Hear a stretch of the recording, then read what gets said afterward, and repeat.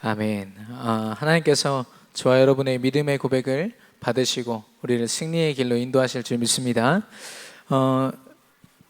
우리 강단의 말씀 먼저 나누면 우리에게 가인과 아벨의 그 예배의 모습, 그리고 그들이 받은 그 응답과 그 결과를 통하여 우리가 싸워야 될 영적인 세 가지 싸움을 말씀해 주셨습니다. 세 가지 영적 싸움이죠.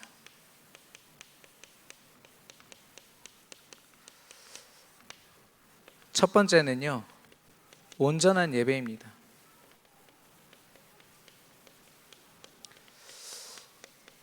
온전한 예배가 되려면 어떤 예배가 되어야 됩니까?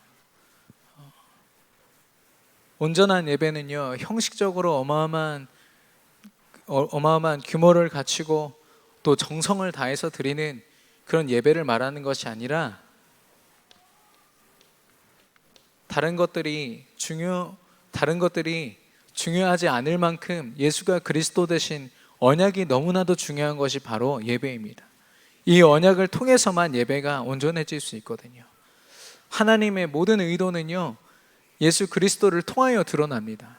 그래서 그리스도가 없는 예배, 아무리 진실되고 성실하게 잘 예배를 드려도요, 하나님 원하시는 예배가 아닌 거 있죠.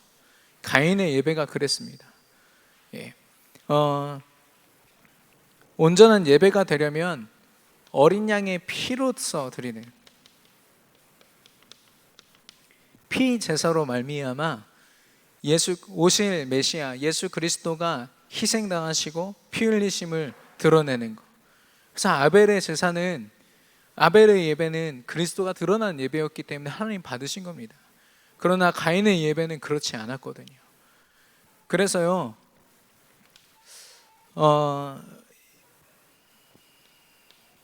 요한일서 3장 12절에 보니까 가인을 닮지 말라고 했습니다. 가인과 같은 자가 되지 말라고 말씀하시면서 가인이 악한 자에게 속하여 있다고 했거든요. 그러니까 가인의 예배는요, 하나님 앞에 드린 예배 같지만 사단에게 속해 있는 예배였습니다. 예수 그리스도를 놓친 게 얼마나 심각한 것인지 이 구절을 통해서 아시겠죠. 이 어린 양의 피, 예수 그리스도가 고백되는 예배가 우리 삶 속에서 늘 지속되어야 됩니다. 주일에 한 번 말씀 듣고서 일주일 동안 내 마음대로 사는 것이 아니라 삶 오늘을 통해서 그 예배가 나의 홀로 하나님 앞에 드리는 예배를 통해서 지속되는 겁니다. 그걸 살아낼 때 바로 우리의 인생이 언약의 여정이 되는 것이죠. 그래서요, 사실 하나님이 주신 예배의 이 흐름을 타지 않고는요, 그 인생의 언약의 여정으로 승리할 수 없습니다. 미안하지만 언약을 아무리 제대로 붙잡고 있어도요, 그 말씀의 흐름, 축복의 흐름을 타고 있지 않으면, 예배에 성공하지 않으면 안 됩니다. 그래서요, 우리가 삼오늘에 혹시 아직 도전하지 못하고 계신 분들이 있다면 제대로 도전함으로 하나님이 주시는 이 언약이 삶 속에 펼쳐지도록 승리하는 저와 여러분 되기를 축원합니다. 그래서 가인이 드렸던 실패한 예배가 아니라 하나님 앞에 온전히 예배드림으로 성공한 예배, 저와 여러분에게 허락하실 줄 믿습니다. 그래서 오늘날 교회와 성도들이 세상을 살려 마땅한 이 교회와 성도들이 세상으로부터 지탄을 받고 실패하고 무너지는 이유, 신천지의 성도들이 빼앗기는 이유는 무엇입니까? 프로그램이 부족해서입니까? 어떤 다른 모습이 부족해서 그렇습니까? 열심히 안 해서 그럴까요? 아니요. 언약을 상실한 겁니다.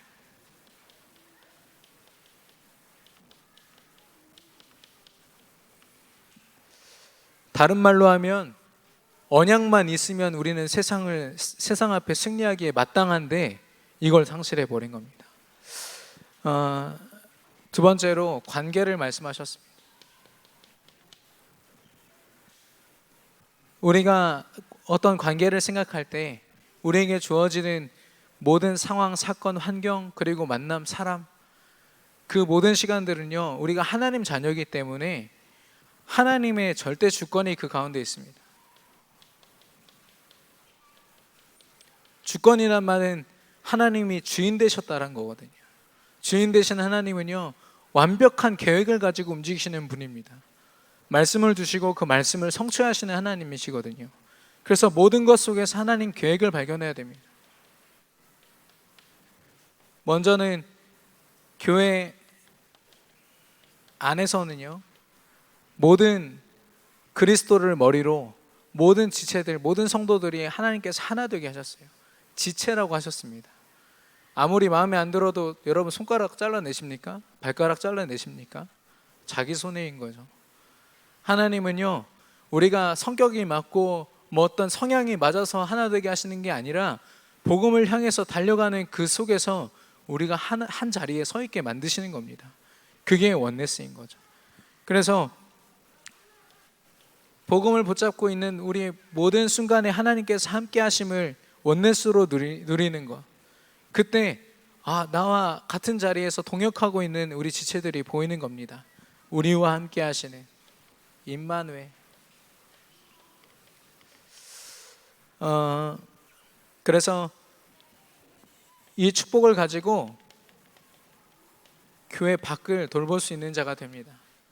예수님이 십자가에 우리를 위하여 죽으시고 희생하셨던 것처럼 이제는 우리의 삶을요, 그들을 살리는 일을 위해서 살아가는 거죠. 요즘에 조현병이나 뭐 자살이나 또 성범죄 이런 것들이 계속 대두가 되다 보니까요, 점점 더 이 사람들 신경이 날카로워지나 봐요.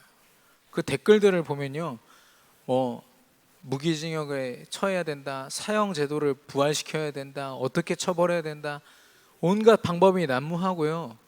그런데 저와 여러분은 그렇게 감정적으로 육신적으로 그 문제를 바라볼 것이 아니라 저 사람이 왜 저럴 수밖에 없는가를 봐야 되는 것이죠. 범죄자를 무조건 옹호하란 말이 아닙니다. 그들의 배경 속에서 그들이 그렇게 될 수밖에 없는 영적인 배경을 보고 그걸 꺾어야 되는 거죠. 우리에게 하나님이 그리스도로 허락하신 이유도 그들을 정말 복음으로 사랑할 수 있도록 그 능력을 허락하신 겁니다. 복음의 빚진 자로 모든 현장을 살리는, 하나님이 허락하신 모든 관계 속에 하나님의 계획을 발견하는 저와 여러분 되기를 축원합니다. 그리고 예배에 승리하며 모든 관계 속에 하나님의 계획을 발견하는 저와 여러분을 통해서요, 하나님은 언약의 바톤을 주시고 우리 후대들에게 이 언약을 전달하는 축복을 우리에게 허락하실 건데요, 우리를 통해서 하나님이 다른 씨를 허락하신다고 했습니다. 이 다른 씨를 허락하신 건 무엇입니까? 우리 렘넌트들이 복음으로 실력을 가지고 세상 앞에 승리하는 게 목적일까요? 아니면 우리 렘넌트들이 그 실력을 가지고 이렇게 많은 것을 갖고 부를 가지고 부족함이 없도록 사는 게 목적일까요? 하나님은 우리 강단 본문을 통해서 말씀하셨습니다. 하나님의 목적은요, 여호와의 이름을 위하여, 비로소 여호와의 이름을 불렀다고 했거든요. 하나님의 목적은 이것입니다. 우리 렘넌트들을 통해서요, 하나님을 모르는 현장이 하나님을 인정하고 하나님께로 돌아올 줄로 믿습니다. 우리 후대들이 그걸 위해서 지금 훈련받고 있는 거예요. 우리 후대들은 이 경제적으로 육신적으로 매여가지고 사단에게 통로를 날마다 내어주는 그런 부족한 후대들이 아니라 오직 복음으로 승리할 수밖에 없는 후대가 될 줄로 믿습니다. 우리가 그런 후대를 세우는 겁니다. 그래서요, 이 가치를 알고 있는 저와 여러분은 우리의 24시를 그냥 허비하고 사단에게 빼앗기면서 살지 않겠죠. 단 하루를 살아도 그리스도의 제자로 영혼 구원을 위해서 살아가고요, 그 가운데 숨겨져 있는 나와 함께 이 복음 전할 제자를 찾는 일에 우리가 우리 생각과 마음을 드리고 우리의 삶을 드리고 특별히 우리 렘넌트 후대를 위하여 기도하고 그들을 위하여 헌신하겠죠. 저와 여러분에게 분명히 하나님께서 회복시키시고 승리케 하실 영적인 싸움인 줄로 믿습니다. 이걸 위해서 우리가 열심히 해야 될까요? 또 열심히 사모를 해야 될까요? 결론에서 말씀하셨습니다. 하나님이 하실 줄 믿습니다. 하나님이 이루어 가실 줄 믿습니다. 오늘 제목에서요, 이 영적인 싸움을, 세 가지 싸움을 두고 계속 고민하다 보니까 계속 걸림돌이 되는 게 하나 있더라고요. 그래서 우리가 먼저 싸울 것,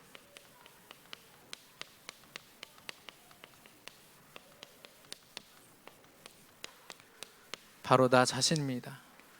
사도행전 1장 14절과 2장 42절. 초대교회 성도들의 그 기도하는 모습을 통해서 이 기도가 그냥 그 상황과 그 어려움을 통해서, 어려움 때문에 하나님 앞에 드리는 그런 문제를 가지고 하는 기도가 아니라 이미 나를 넘어서 또 현장을 넘어서 전 세계를 복음화하는 능력의 기도였구나, 하나님이 깨닫게 하셨습니다. 우리가 영적인 싸움을 싸울 때 가장 방해하는 것이 나 자신인데요. 왜냐하면 나 자신을 통해서 사단이 완벽한 전략을 가지고 역사하기 때문입니다. 이곳에 계신 저와 여러분이요, 얼마나 소중한 사람인지 몰라요. 이 영적인 싸움 승리하고 여러분이 언약의 바톤으로 렘넌트 세우는 그 모든 과정, 하나님이 그냥 두시겠습니까? 우리 힘으로 이를 악물고 버티면서 살게 하실까요? 하나님 분명히 우리를 통하여 모든 현장의 영적인 흐름 다 바꾸게 하실 거거든요. 그거를 제일 잘 알고 있는 존재가 사단입니다. 근데 사단이 또 가만히 있을까요? 사단이 온갖 전략을 다 동원해서 여러분을 무너뜨리고요, 또 여러분을 무너뜨림으로 후대가 무너지는 것을 사단은 가장 원합니다. 그래서 우리가 첫 번째로 봐야 될 나 자신에게 역사하는 사단의 통로가 뭐냐? 상처입니다. 상처는 참 쉽지 않은 것 같아요. 많은 사람들이요, 드러내기를 꺼려해요. 워낙 자기에게 약점이 되고 과거, 현재, 미래를 통틀어서 정말 드러내고 싶지 않은 부분이거든요. 그래서 여러분, 이 사람들 카카오톡이나 이런 데 프로필 보세요. 자기 상처 많은 그런 모습들 이렇게 올려놓은 거 보셨습니까? 아니요, 멀쩡한 사진 올려요. 특히 우리 어르신들은 아웃도어를 꼭 입으셔야 돼. 아웃도어를 꼭 입고 산이나 이렇게 자연을 배경으로 딱 찍어요. 남자분들은 선글라스 꼭 끼셔야 되고, 여자분들은 이게 선캡 꼭 이렇게 쓰시고, 우리 뭐 젊은이들도 자기 여행 갔다 온 거 가장 행복했던 기억들로만 쭉 도배해 놓지 자기 상처를 드러내지 않아요.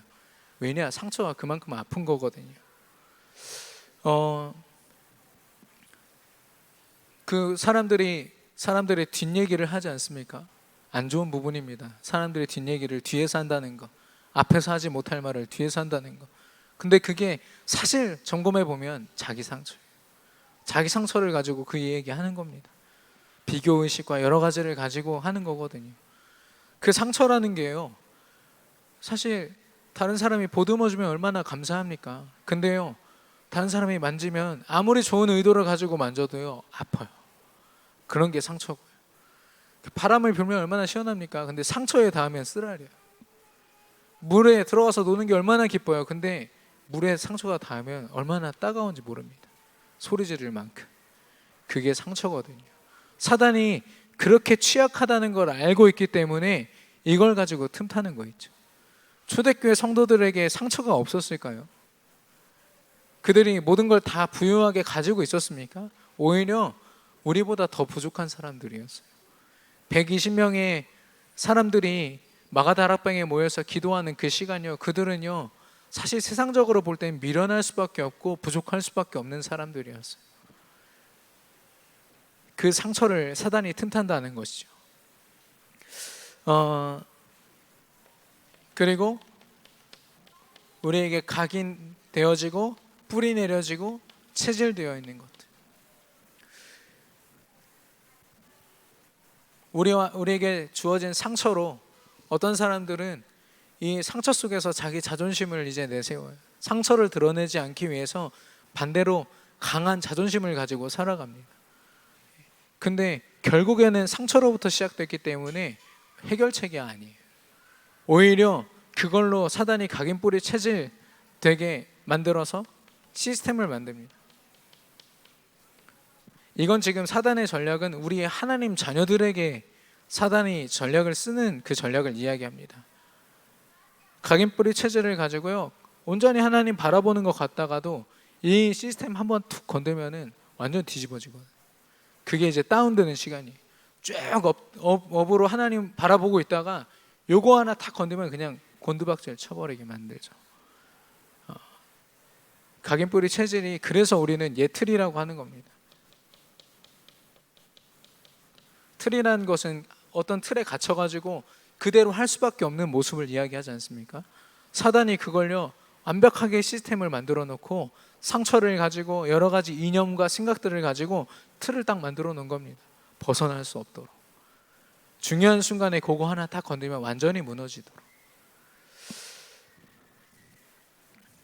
뿐만 아니라 끊임없이 우리의 유익을 생각하게 만들어요. 하나님 자녀들은요, 세상에 살고 있지만 세상의 방법대로 살 수 없는 사람들입니다. 하나님의 능력을 의지해야 승리할 수 있는 사람들이고요. 그리고 창세기 3장에 하나님 없는 나 중심으로 마음껏 살 수 없는 사람들이 하나님 자녀들입니다. 그런데 끊임없이 사단은요 이거 생각하게 만들어요. 우리 특별히 렘넌트들은요, 쉽게 말해서 우리 내 친구들은, 공부 잘하는 애들은 주일에도 공부하고 또 토요일에도 공부하는데 나는 신학원 가야 되고 또 주일에 예배 나가고 하면 벌써 몇 시간을 손해보는 거야. 내 유익을 계속 생각하게 만들어요. 우리 렘넌트들이 그 생각을 가지고 있는데 부모님들이 고춧가루 딱 뿌리면 바로 신학원 그만두고 예배 빨리 드리고 대충 하는 거죠. 물론 우리 교회에 그런 분들이 없는 걸 저는 확신하지만 많이 속게 돼요. 우리 사업하시는 분들도 마찬가지입니다. 우리 중직자분들도 마찬가지입니다. 예배하는 시간, 이건요 타협할 그런 게 아니에요. 온전한 예배는요 우리 모든 중직자들과 성도들과 렘넌트들이 승리해야 마땅한 부분인데 늘 빼앗기는 부분이에요. 시간과 여러 가지 체력과 이런 것이 핑계가 되어가지고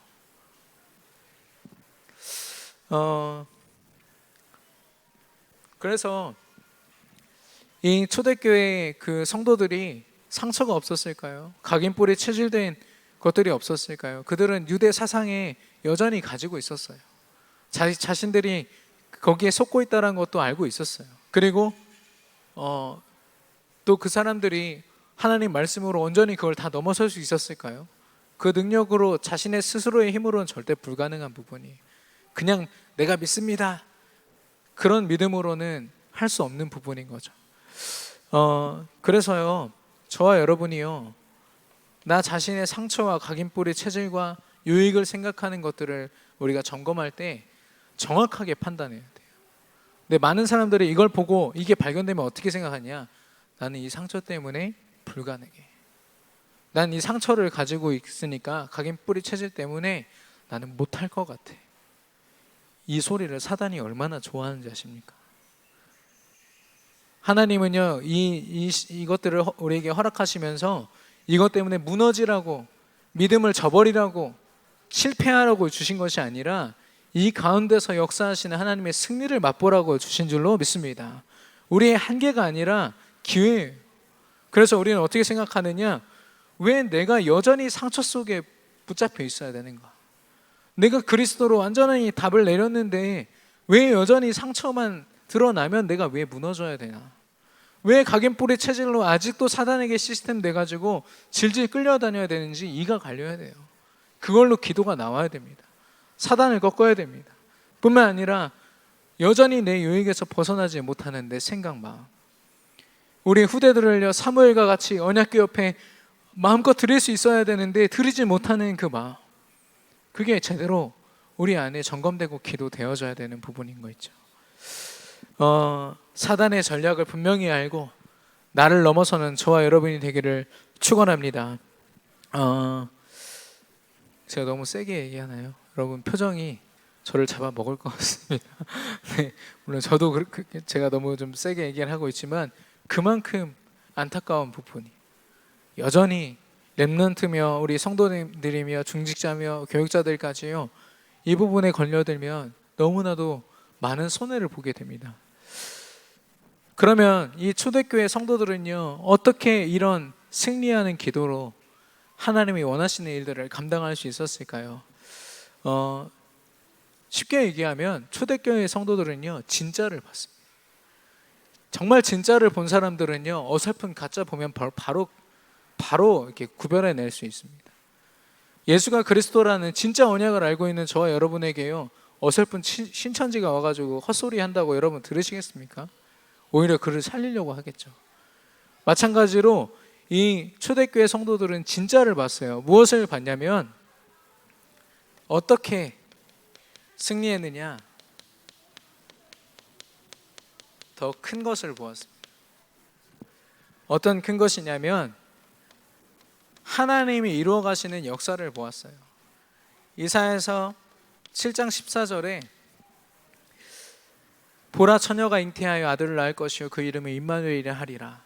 구약에서 하나님이 말씀을 주셨습니다. 창세기 3장 15절에 여자의 후손을 다시 한 번 더 말씀하신 거죠. 근데요, 이게 실제로 성취됐어요. 마태복음 1장 21절 23절, 구원자 되신 예수 그리스도가 오실 것이다. 임마누엘로 함께 하실 그분이 오실 것이다.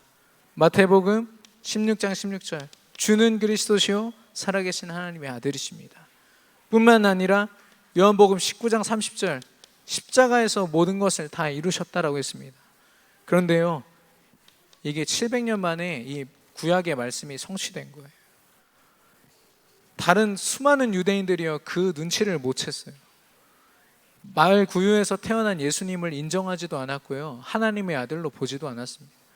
모든 그 하나님의 핵심 예수 그리스도를 놓치고 있을 때 120명의 이 하나님의 사람들, 마가다락방에 모인 사람들은요, 이게 700년 만에 하나님이 성취하신 말씀이구나, 창세기에서부터 허락하신 그 말씀이 성취됐구나, 이걸 확인했습니다. 인간의 힘으로 길을 쓰고 이루어가는 어떤 역사가 아니라 하나님 말씀대로 이루어가는 역사가 진짜 역사구나, 승리하는 역사구나, 초대교회 성도들이 그 깨달았던 거죠. 그리고 그렇기 때문에 알았습니다.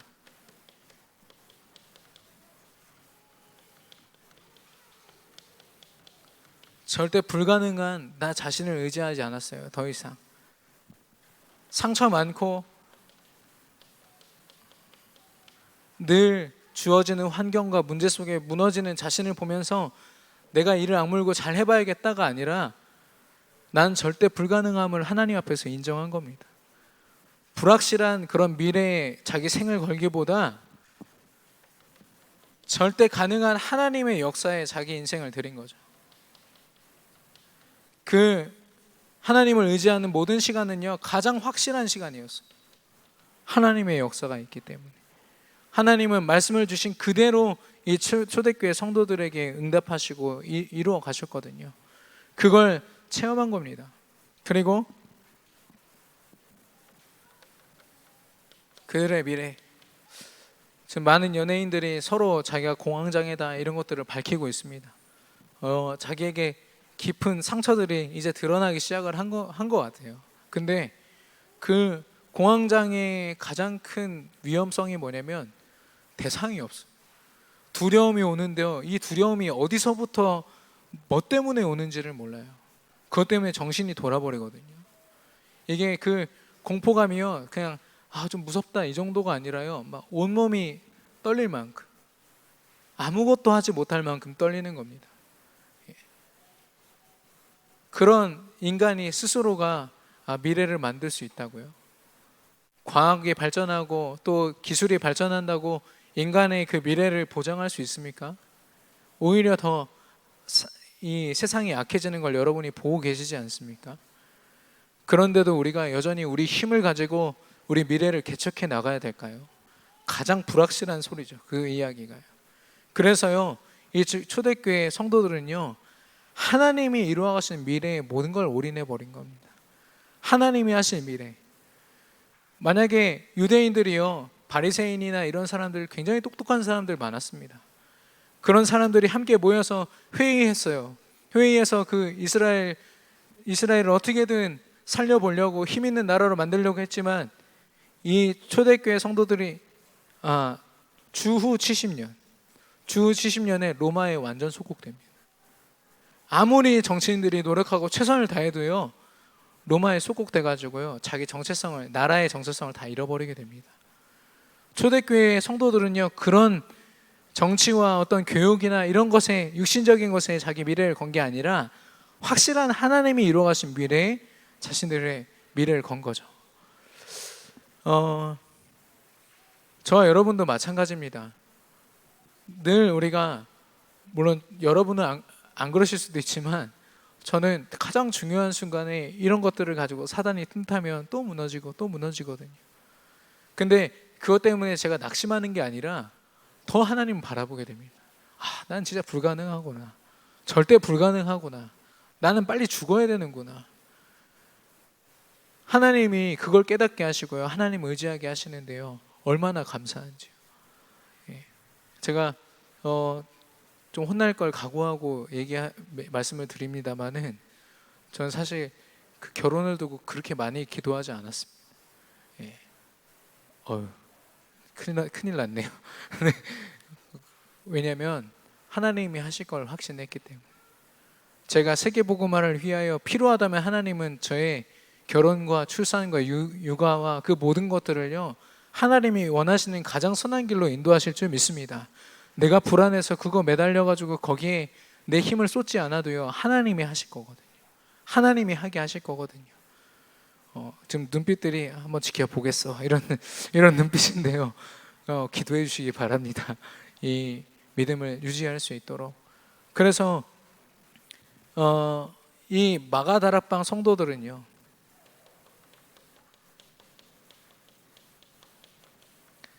120명의 성도, 사도행전 1장 14절에 그들이 함께 모여 더불어 기도에 힘썼더라. 그리고 성령의 역사와 그 응답을 맛본 이후에도 그들이 사도의 가르침을 받아 떡을 떼며 오로지 기도에 힘썼더라. 이 기도는요, 우리가 문제가 많고 당장 죽게 생겼으니까 하나님 제발 구원해 주세요가 아니라, 하나님 저들이 예수님을 알게 하옵소서. 그리스도로 말미암아 우리가 받는 모든 현장이 정복되게 하여 주옵소서. 하나님이 약속하셨으니 하나님의 약속대로 이루어 주시옵소서. 어마어마한 기도였습니다. 하나님의 승리를 확신하고 미래까지도 완전히 보장된 그런 기도였어요. 저와 여러분이 하나님 앞에 이런 능력의 기도를 회복하게 되기를 축원합니다. 우리의 모든 예배와 우리가 확신으로 고백하는 예수 그리스도의 언약이 이런 고백이 되기를 축원합니다. 그래서요, 우리가 이런 큰 그림을 우리가 그리고 볼 때, 여러분 강단의 말씀을 두고 제대로 결단해야겠습니다. 강단의 말씀이요, 우리 일주일 동안 살아가다 힘 빠졌을 때 잠깐 들춰보고 좀 힘없고 다시 덮고 그런 가치 없는 말씀이 아닙니다. 그 말씀 자체가 우리의 삶이 돼요. 그 말씀의 성취가요, 우리의 삶이 된다니까요. 그래서 주일에 말씀에 집중하는 그 시간은요, 곧 우리의 능력이 됩니다. 그래서 예배를 온전한 예배로 승리하라고 하시는 겁니다. 그리고 그 말씀을 통해서 선포하신 예수가 그리스도라는 이 언약, 저와 여러분의 모든 문제를 해결하신 유일한 언약 맞습니까? 유일한 언약이 맞습니까? 하나님이 주신 언약입니다. 하나님이 주신 유일한 언약입니다. 어떠한 방법으로도 스스로 우리가 깨달을 수 없어요. 하나님이 깨닫게 하신 겁니다. 저와 여러분이 이 언약, 이 강단의 말씀을 가지고 승리해야 될 줄로 믿습니다. 우리가 생각하는 것 이상으로 하나님은 더 크고 놀라운 일을 행하실 것이거든요. 그러면 이 초대교회 성도들이 어떤 전략을 가지고 사단과 싸웠습니까? 이 싸움의 전략.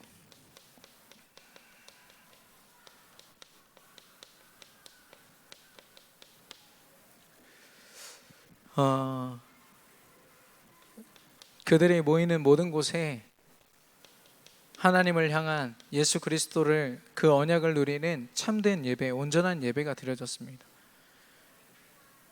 그 예배는요, 그 자체로 하나님의 말씀이 됩니다.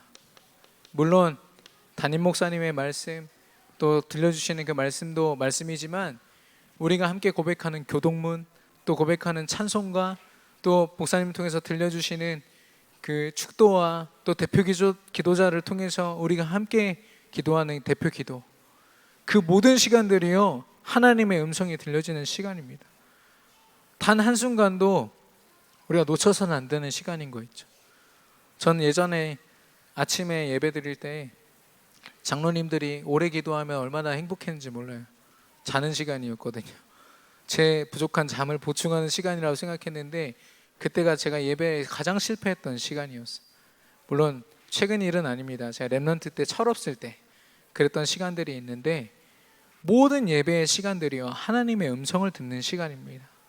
그리고 그 말씀을 통해서요, 예수님이 진짜 내 인생 그리스도시라는 언약을 확인하고요, 언약을 붙잡은 나야말로 바로 참된 나의 모습인 거죠. 정체성을 발견하고요, 세상이 줄 수 없는 영적인 힘을 얻는 시간, 모든 것에 답이 되는 답을 얻는 시간, 예수가 그리스도 되심이 선포되는 말씀과 예배의 모든 시간을 통해서 하나님이 이걸 확인시키십니다. 우리가 다시 무장할 수 있도록. 그리고 이 축복을 가지고 삶 속에서 우리가 지속할 수 있도록 하는 것이 바로 기도거든요. 이 예수가 그리스도라는 말씀, 이 예배를 통해서 우리가 승리한 것처럼 그 승리가 우리 삶 속에 날마다 지속되도록, 그리스도가 삶 속에 늘 누려지도록 하는 게 바로 이 기도입니다. 그래서 기도하는 사람들은요, 주일 예배로 끝나는 것이 아니라 월화수목금토일이 다 하나님의 인도 속에 있게 돼요. 그걸 바로 지속이라고 합니다. 그리고 그러니까 사모를 해서 채워가지고 카톡방에 올리는 그 자체를 이야기하는 게 아닙니다. 그것도 소중한 일이지만 그 행위로 말미암는 게 아니라 참된 기도로 말미암아 이 지속하는 사람에게 하나님이 흐름을 보이시거든요. 축복의 흐름, 응답의 흐름. 세상 사람들이 자기가 유익을 얻을 수 있는 그 잘못된 흐름을 탄다면 우리는 영적인 이 흐름을 따라가는 거죠. 기도를 통해서만 이 흐름을 발견하고 누릴 수 있습니다. 이 속에 있는 사람들을 언약의 여정 속에 있는 사람이다, 이렇게 이야기합니다. 그래서 저와 여러분이 온전히 언약의 여정을 걸으려면 기도에 승리하셔야 돼요. 예배에 승리할 뿐만 아니라 삶 속에서 하나님께 드려지는 예배와 기도에 승리해야 됩니다. 그리고 세 번째로 전도인데요. 전도는 말씀을 통해 예수가 그리스도 되심을 우리에게 확인시키셨고 그 안에 있는 정체성과 힘과 답을 얻게 하셨습니다. 그걸 기도를 통해서 지속하여 그 흐름을 보게 하셨다면 이제 예수가 그리스도 되심을 현장에서 확인하는 시간이 바로 전도입니다. 아, 예수가 그리스도 되심이 모든 현장에 답이 되네. 아, 그리스도가 그리스도 되시는 게 내 삶 속에 내 상처를 넘어서는 유일한 답이 되는구나. 그게 확인되는 시간이 바로 전도의 현장입니다. 그리고 하나님의 역사를 체험하는 시간이죠. 그래서 전도 현장에서요, 내가 붙잡은 이 그리스도가 모든 현장을 완전히 치유하고 하나님의 역사가 있구나, 이걸 체험한 사람은요, 전도 현장이 부담스럽지 않습니다. 전도 현장을요, 이제는 내가 살아나는 현장으로 붙잡고 가게 됩니다. 이걸 이제 사모늘이라고 하는데요, 우리가 너무나도 익히 잘 알고 있는 제목이죠. 제가 이 초대교회 성도들의 기도를 보면서 사모늘이 보통이 아니구나, 보통 전략이 아니구나 싶었습니다. 우리가 그냥 기도 속에 끄적끄적 거리는 것 같죠. 그리고 잠깐 기도하는 것 같죠. 근데 그 시간이요, 우리 하루를 완전히 뒤바꿔 놓는 능력의 시간이라는 겁니다.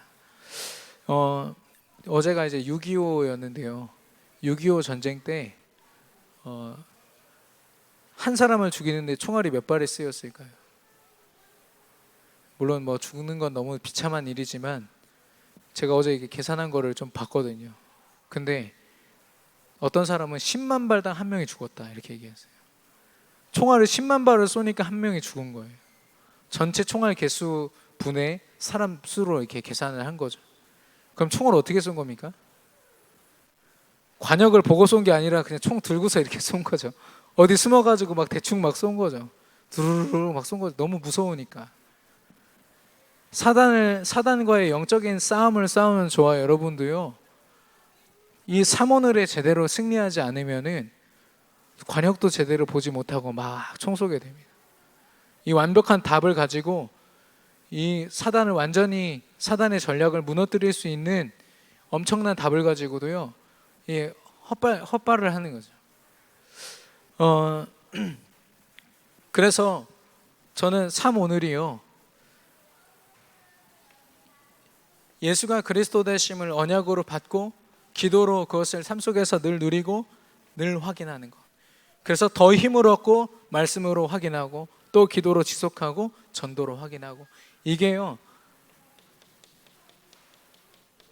선순환 점점 더 그리스도로 더 선명해지는 삶을 위한 그런 당연한 삶이고요. 그리고 사단에게 유효타를 날리는 거예요.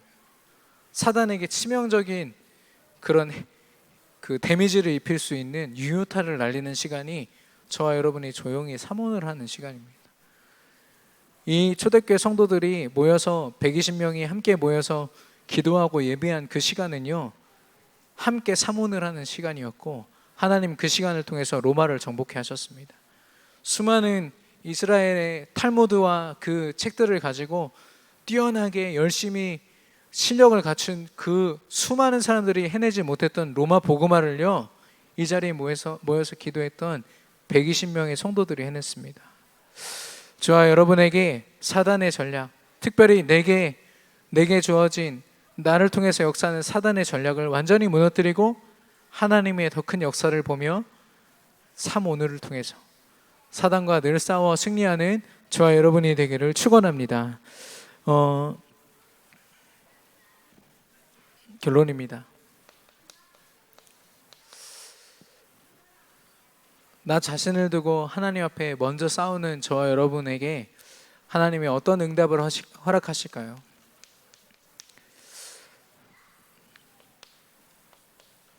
예수가 그리스도 되심을 우리 인생을 통해서 드러내실 것입니다. 왜 예수만이 주인 되셔야 되는지를 하나님이 저와 여러분의 인생을 들어서 증거케 하실 겁니다. 그리고 우리가 가는 모든 곳에 하나님 나라가 임하는, 하나님의 역사, 하나님의 임재가 있어서요, 누구도 틈탈 수 없는, 그리고 성령의 충만함,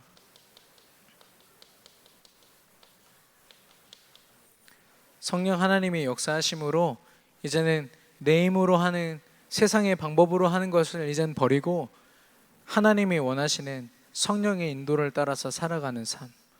하나님은 이 삼원을 하나님이 주신 싸움의 전략을 통해서 사단을 이길 뿐만 아니라 이 언약을 우리 삶 속에 성취시키실 줄로 믿습니다. 이게 우리가 받아야 될 응답이거든요. 하나님이 초대교회와 똑같이 138의 언약을 우리에게 허락하셨고 이것을 성취하실 것입니다. 우리가 받아야 될 응답의 전부고요. 여기에 보너스를 한다면 우리가 그토록 응답받고 싶어하는 사람과의 모든 관계, 사도행전 2장 41절에 보면 하나님이 예비하신 그 사람들, 하나님이 현장에서 3천 제자를 예비하셨다고 했습니다.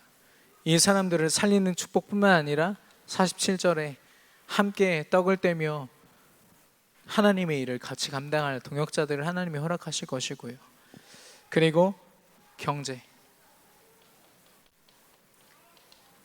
2장 44절에서 47절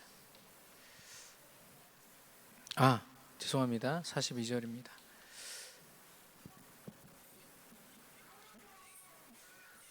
그 초대교회 성도들이 참 부족한 사람들이었지만 경제적으로 두려움이 없도록 하나님께서 모든 것을 경제가 통용되고 또 함께 나누기에 부족함이 없도록 채우신다 했거든요. 경제적인 축복. 많은 사람들이 돈에 매여 있고 경제에 매여 있는 이때에 하나님이 보너스로 이 언약을 붙잡고 있는 저와 여러분에게 이 시간들 허락하실 것이고 응답을 허락하실 것이고 또 세계 복음화 2장 5절에서 13절입니다.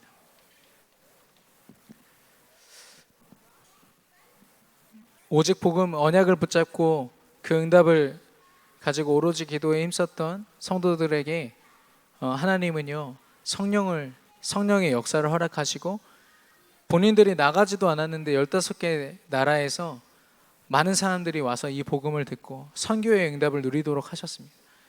초대교회 성도들의 그 발품을 팔아서 자신의 노력으로 선교를 한 것이 아니라 하나님이 이루어가시는 선교 세계 복음화를 맛보게 하신 겁니다. 저와 여러분은 오직 복음에 집중해야 되고 또 그 복음을 통해서 하나님은 이런 축복을 덤으로 허락하실 줄 믿습니다. 우리가 여기에 매여서 살아가지 않아도 될 만큼 하나님은 이 축복을 우리에게 허락하실 줄로 믿습니다. 이번 한 주간 하나님 말씀 붙잡고 승리하시기를 바라고 또 류 목사님이 그렇게 표현하시더라고요. 하나님과 항상 통화 중 사단이 아무리 틈타려고 해도 이렇게 계속 통화 중 그 소리가 울리면 사단이 함부로 우리 인생에 틈탈 수 없다라고 했습니다. 나 자신을 넘어서고 또 세 가지 영적 싸움에 승리하는 저와 여러분의 삶이 되기를 축원합니다. 우리 주신 말씀 붙잡고 합심으로 기도하겠습니다.